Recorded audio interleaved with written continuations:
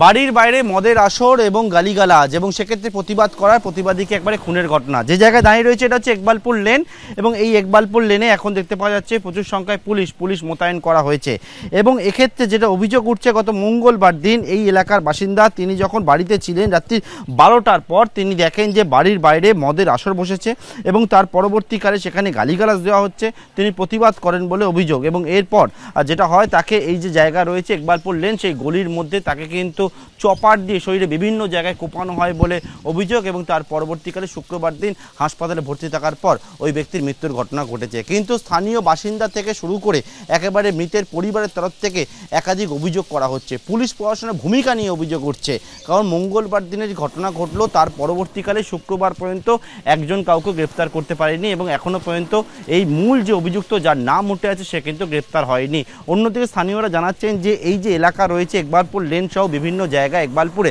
সেখানে নানা সময় মদের আসর বসে, জুয়ার আসর বসে এবং সেক্ষেত্রে পুলিশ প্রশাসনের ভূমিকা নিয়েও কিন্তু তারা একটা প্রশ্ন তুলছে এবং ঘটনাস্থলে এলাকায় বিভিন্ন জায়গায় দেখতে পাওয়া যাচ্ছে আজকের থেকে পুলিশ মোতায়েন করা রয়েছে এবং পুলিশ পিকেট বসানো হয়েছে।